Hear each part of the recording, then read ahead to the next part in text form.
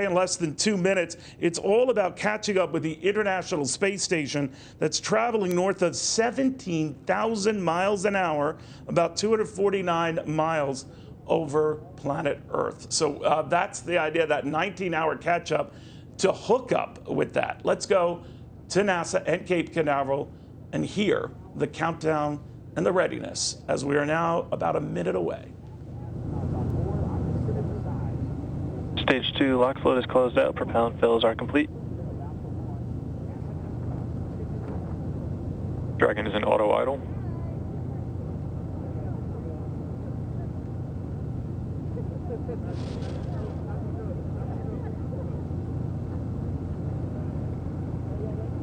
Falcon 9, 1 minute 34 seconds to go till launch. Ground gas closeouts is starting.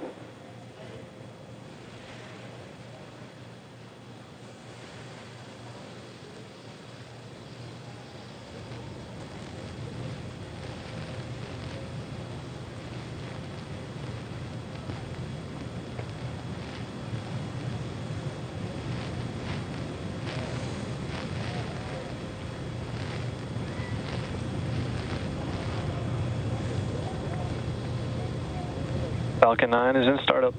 Dragon is in countdown. FTS is armed for launch. Under a minute now, the FTS, the flight termination system, has been armed. Dragon, SpaceX, go for launch. SpaceX Dragon, we're go for launch. Let's light this candle.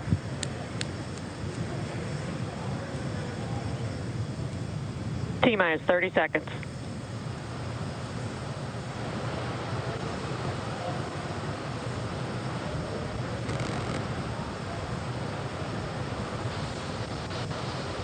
Stage 1 tanks pressing for flight. T-minus 15 seconds. 10, 9, 8, 7, 6, 5, 4, 3, 2, 1, 0. Ignition. Liftoff of the Falcon 9 and Crew Dragon. Go NASA. Go SpaceX. Godspeed, Bob and Doug. America has launched. And so rises a new era of American spaceflight, and with it the ambitions of a new generation continuing the dream. 20 seconds into flight, stage 1 propulsion is nominal.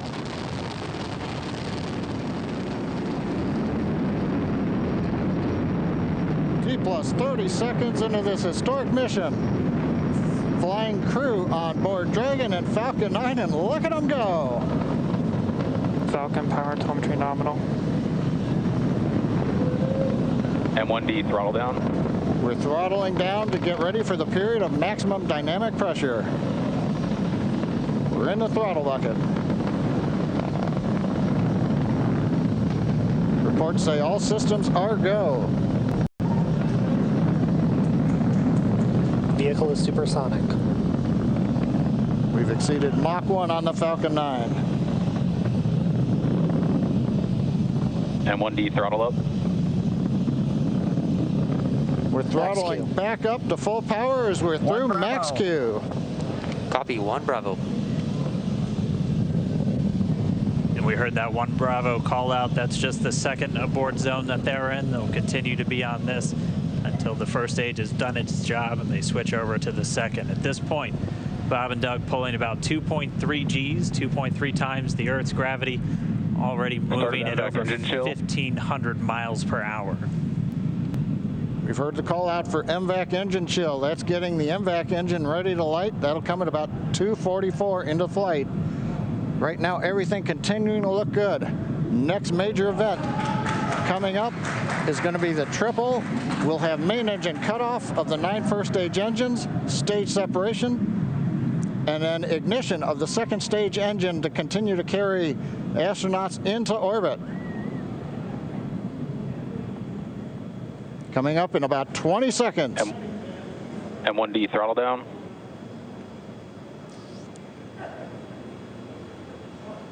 We heard we're throttling down the Merlin engines on the first stage.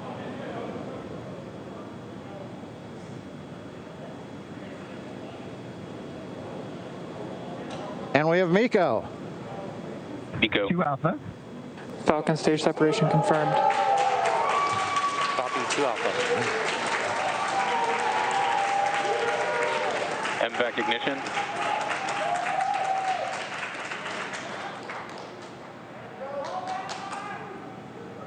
All right, we have stage separation confirmed. The first stage beginning its flight back. The second stage being powered by that single Merlin 1D vacuum engine has ignited and is now carrying Bob and Doug into orbit. So they're going to continue under the power of this second stage. Stage 2 propulsion is nominal. Which will cut off at SECO, or second engine cut off at about 8 minutes and 44 seconds into today's flight. So a little over 5 minutes to go still on this second stage. You heard the call out to Alpha, so they're now in the longest abort zone that carries them all the way from about North Carolina up the eastern seaboard almost to Canada. Things looking good though, getting good call outs, nominal propulsion on that second stage. Bob and Doug continuing to make their way into orbit.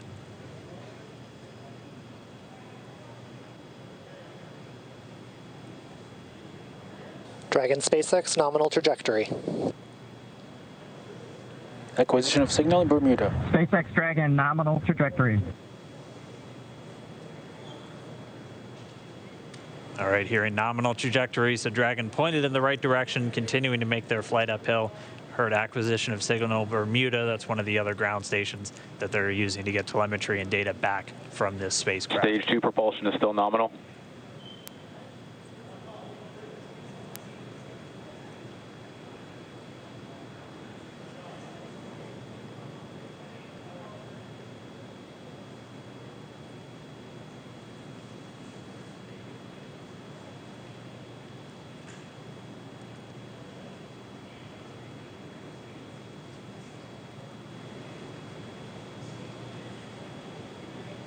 A little over 4 minutes, 40 seconds into the flight.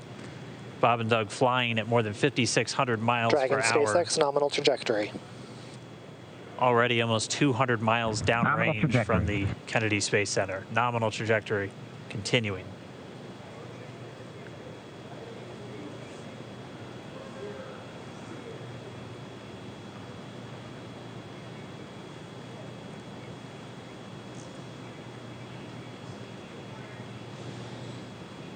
And while they continue uphill, looks like we are getting a view of the first stage as well. Yep, on your right screen, you can see that first stage with the grid fins deployed. It's making its way back to attempt to land on our drone ship, Of Course, I Still Love You today. And we're just about a couple minutes away from the entry burn, and that's where 3 of the 9 Merlin engines do ignite to help slow the vehicle down as it re-enters back into the Earth's atmosphere. And then after the entry burn will be the landing burn, which is just a single engine Dragon SpaceX, burn. nominal trajectory. And you heard Nominal Starting chill for entry burn. there's that call out. They are still on a nominal trajectory on Dragon, still on second stage, and that's that MVAC engine on second stage on your left screen.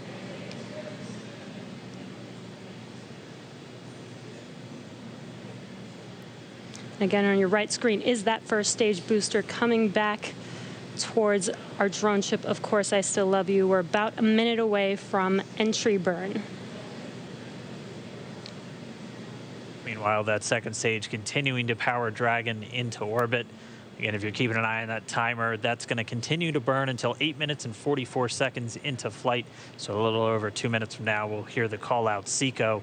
It'll then be a little Stage under, 2 propulsion is still over, good. a little over 3 minutes until Dragon physically separates from the second stage of the Falcon 9 after the upper Dragon stage gets a SpaceX, chance. nominal trajectory. Dragon copies, nominal trajectory.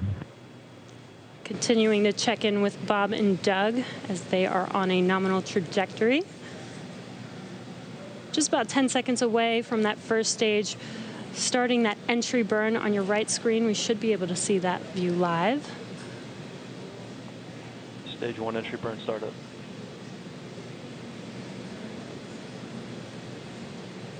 And there is that entry burn beginning.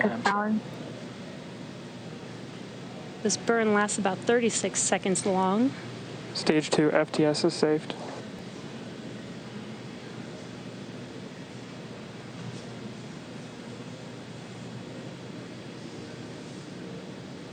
While that entry burn continues, we're just about a minute away from SECO. We'll have a number of events all happen in rapid succession. It'll be the second engine cutoff. Stage 1 we'll be looking for shutdown. that stage 1 landing burn shortly after. Yeah, actually, just within a few seconds of each other. It's such a cool view on your left screen, seeing Bob and Doug on Dragon. Right now you can see the displays that they are seeing right now themselves. Terminal guidance. MVAC throttle step. We are coming up 25 seconds or so away from SECO, or second engine cutoff. This is also the point where Bob and Doug are experiencing their highest G-force. We're seeing the counter tick up to right about 1.8. Copy, Shannon. You heard Shannon, so that just means they're in their final abort zones. If they were to abort at this point, it would either be an abort to orbit or to land off the coast of Ireland. Standing by for second engine cutoff confirmation. MVAC throttle step. MVAC shutdown. Stage 1 landing layer. Confirmation of SECO's second engine cutoff. Now we are waiting for our first stage to make its way to our drone ship. Of course, I still love you. Dragon, SpaceX, nominal orbital insertion. Did get confirmation nominal Dragon orbital copy. insertion. Nominal orbital insertion. And what you're seeing on your screen is a live view of our drone ship. I just want to explain something that you're hearing. You hear a lot about, of course, I still love you. This is the drone ship that is going to be responsible for retrieving the first stage that will jettison into the Atlantic. These are reusable. Remember, these boosters or stages are reusable. 2 different drone ships will be picking them up. So when you hear that, it's not a country love song. It's really a way and a means by which they reuse these devices when they come back down to Earth before they just fall into the ocean and you start from scratch. Elon Musk and SpaceX have found ways to keep reusing them, dramatically cutting the cost of space travel, as well as the cost of this travel. Let's go back. Good orbital insertion, so that means Falcon 9 and Dragon right now exactly where they're supposed to be. And we need a FRC on recovery 1. And it's right at about 12 minutes when Dragon will separate. Looks like we saw a 0G indicator floating around there. I know Bob and Doug owe us a little bit about what exactly that is that they brought up with them.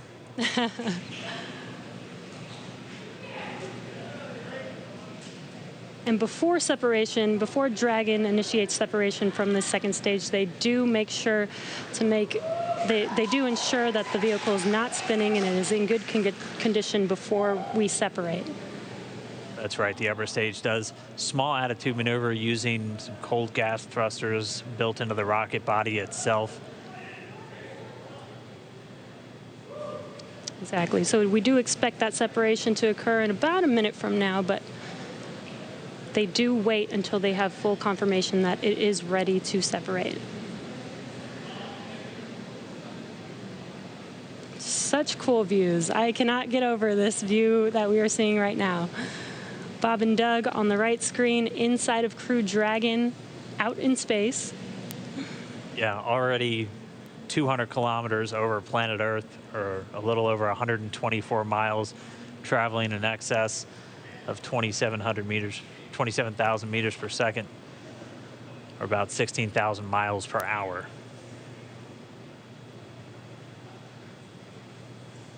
So again, we're just standing by. That separation event should be coming up shortly. Then they'll begin a series of checks on the Draco thrusters that are going to be used to maneuver and then power Dragon on its flight to the International Space Station. Standing by for separation.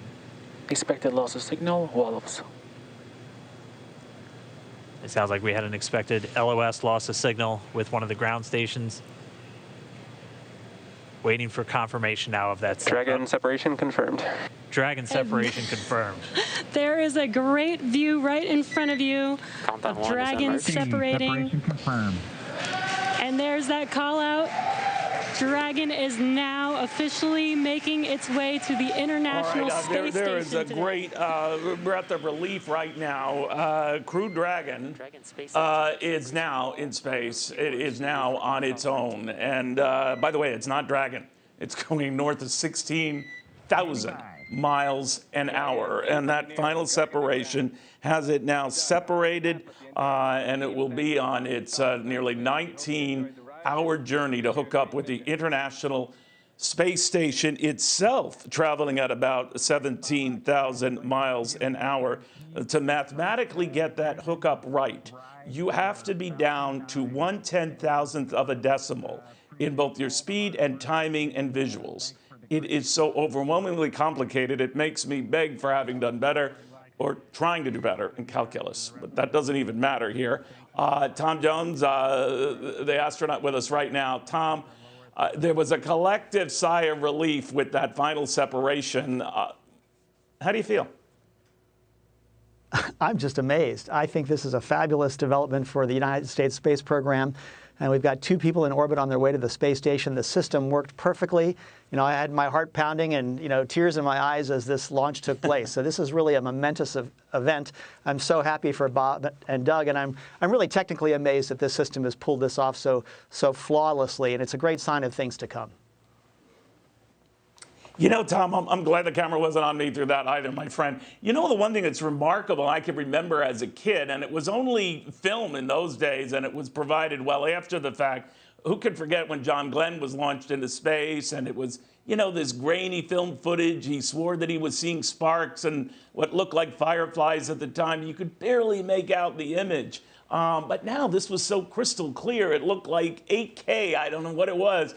But between the astronauts in the capsule and then the views of the stages being jettisoned, something we would never see in the past, some of the later shuttle missions, probably your own, got to show some of that, but not nearly as crisply or as sweepingly as this. It's very important to share this experience as widely as we can and as intimately and as split second as we can. So we want to appreciate what the astronauts are going through during this harrowing journey to orbit. You know, they're subjected to almost 4 Gs, a lot of vibration from the rocket. And it looked pretty calm on the screen there, but I know the adrenaline was flowing through their veins. They were just as excited as we are down here. So to share that experience and to project yourself into the Crew Dragon on the way to the space station, I think is a way to get people excited about experiencing this on other occasions, maybe going to the Cape personally or taking a ride in 10, 20 years as a tourist or being an astronaut yourself one day. It's a great way to share this dynamic experience.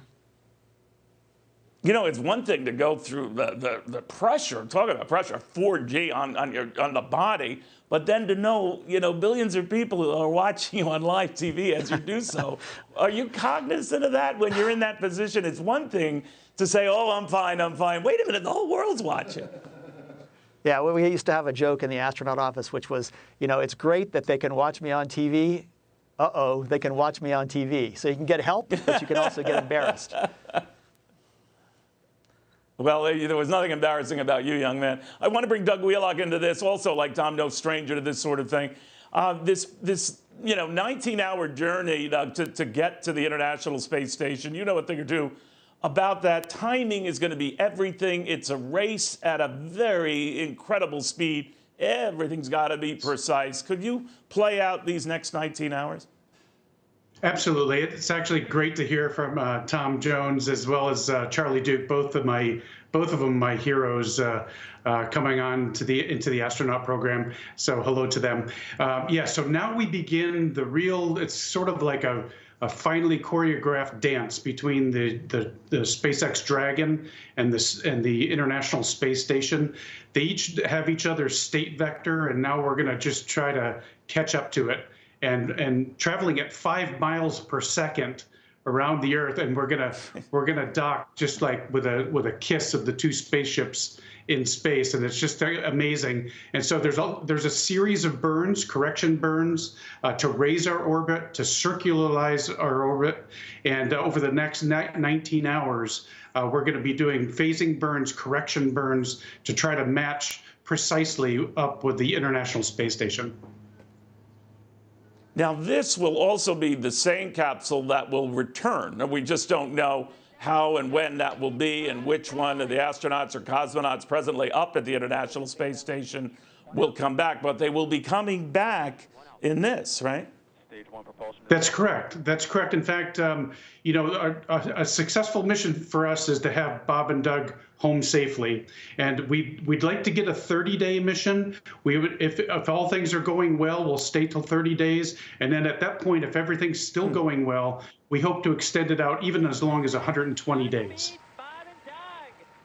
Wow, that's a long time. For the astronauts, and when you get that relief of once you're in space, once you're in, you know, out of the atmosphere, and you're no longer dealing with the multiple Gs, the 4G thing. I mean, physically, you've got to feel a lot better, right? I mean, because that's a pressure cooker. You do feel a lot better, and when you asked, you know, millions of people are watching us on TV. I'm sure that did not go through their mind until that second stage engine cut off, and they could really kind of breathe a sigh of relief and say, like, wow, that was amazing, because they were completely focused. I remember on my ascent on both the space shuttle and the Soyuz, I was just completely focused, and you almost forget to smell the roses along the way, you know. So, but now they're gonna have an experience physiologically. It really changes you, every part of your being. Of course, your physical, the physical things that go on that change in your physiology, in your mental state, your emotional state, and your kind of your spiritual kind of purpose-driven state. You know, it sort of rounds out all those parts of the human existence, and so it really, space changes you, not only physiologically but in other ways as well, and it helps you really appreciate this beautiful blue planet that we live on, for sure. Now, that's for sure. We were showing some images of the astronauts. I didn't want you to think that aliens had taken over the ship. That was footage from earlier today. Those gentlemen and women now wearing the black suits that look almost like ninjas, they help prepare the astronauts and get them set up in the capsule. I didn't want you to think that aliens had somehow taken over the capsule here, but they are well on their way right now. And astronaut Tom Jones, on this experience that Doug was alluding to here, you've got to be relieved when at least you're at this stage, because at least the initial hard part is over. What are some of the bumps now? I don't want to, you know, be a crepe hanger here, but what are some of the things they have to prepare for ahead of what's going to be a very precise, has to be exact hookup with the International Space Station? Right. You know, you experience the launch almost as an observer. You're almost detached from your body as you watch yourself go through the acceleration, the vibrations, and you're monitoring the autopilot. So you're part of the world's greatest physics experiment for the first 8 minutes, 45 seconds here. And then when you get weightless, the starter gun goes off. That's when your mission is really starting, and you've got to perform to everybody's expectations. And so now you're getting ready to transition the ship from blast-off mode to orbital mode, switching software modes over, getting rid of the, or getting the solar cells online to charge your batteries on board, to convert the cabin to orbit mode, get out of your spacesuits, and prepare the life support systems for orbital mode. So all of the systems checkouts occur, and that's where these test pilots are going to be at their best. The only thing I can liken it to, and you guys, you and Doug are the heroes here and the astronauts, the world of trying at an amusement park. That's my experience here, and I got plenty sick on that. So I can imagine what that pressure's got to be. But Tom, when you look at this now and what it showed private enterprise can do, working in conjunction with NASA, and this is one of the toughest feat that men can pull off, this is a very good sign, I would imagine. Oh, it's going to be fantastic to have NASA engage with these two suppliers of transportation to the space station. It's a very healthy commercial sector that's being demonstrated here today. We can go on to tourism, we can go on to private research modules at the space station and independent labs in orbit. And that's a world-beating capability. Nobody else has that capability. We're now extending this innovation, to low Earth orbit. And beyond that, I can see companies like Blue Origin, SpaceX, Boeing, Sierra Nevada, all being part of our return to the moon. And they might be supplying the landers that take astronauts back to the surface in just a few years. That's a very good point. You've got multiple private players there already. Jeff Bezos, he's knee-deep in this stuff. Richard Branson, so they all want a future part to play in all of that. Tom, thank you very much. I want to go to Kristen Fisher right now. Kristen, in case you didn't know, besides being a Crackerjack reporter, correspondent, anchor, she is the daughter of astronauts. You might have heard that once or twice here. I'm always fascinated by that because I remember quite well seeing as I'm so much older than Kristen. She was called our first astrotot. But she eschewed going into space. Fortunately went into journalism. The world is grateful for that. But Kristen, when I'm reading about the fact that this is going to lead to space tourism, you and I might get a second shot at this. I don't know how you feel about that, but what do you think? Neil, we could be the first journalists in space. Think about it. And boy, what a launch after all those concerns about weather. All the concerns, the scrub on Wednesday. Today they ended up getting beautiful blue skies, and now what a day for both NASA, SpaceX, and Elon Musk. What he has been able to accomplish in just a few short years. There were a lot of people who didn't think he would be able to do it. Now his company has become the first to put astronauts from any country into orbit. They've also been able to prove that they can land the rocket, the Falcon 9 rocket, on that drone ship and reuse it in the future. And that is so critical for the future of human spaceflight because it makes it more affordable. It makes it more financially feasible to have more frequent rocket launches. And of course, you know, this has also been such a huge day for President Trump. He went down on Wednesday. He went back again. He wanted to be there. He has made space such a huge priority in his administration. And right after the launch, he was asked, why did you want to be there? Why was this so important to you? Here was his response.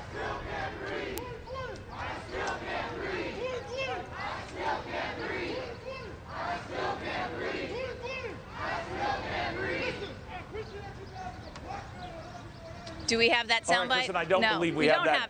No, Kristen, we do not. I apologize for that. I know you're right. Go ahead. Not a problem, but I can paraphrase. He was basically saying that I wanted to be there for this moment because it was such a historic moment for NASA, for SpaceX, and for the entire country. And, you know, I'd be, as you hear these protests behind me becoming a little bit louder, you know, it's just striking the contrast between you watch this moment of American ingenuity, the greatest things that America can accomplish, and you contrast that with these peaceful protests happening right outside the White House. And actually, I've just been told that we do have this soundbite from President Trump, so I'd like to go ahead and play it.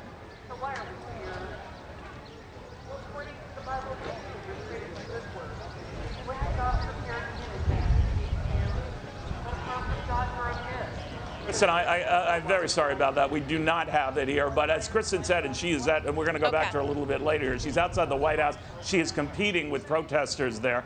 They were there last night. It got pretty hairy last night. But as Kristen also pointed out, the backdrop is kind of interesting. In case you're getting a case of deja vu, it has happened before. Doesn't Tracy Cernan know it, the daughter of Gene Cernan, the last man to walk on the moon? Tracy, I was thinking of you ahead of this. Very honored to have you again.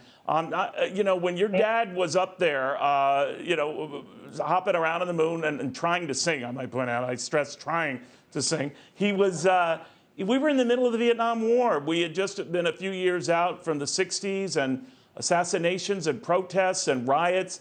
And yet there was this magic, this moment that showed the better part of the human species. And I remember he pondered that and said, this is all good. And looking back at the Earth, he would say, it is a beautiful place.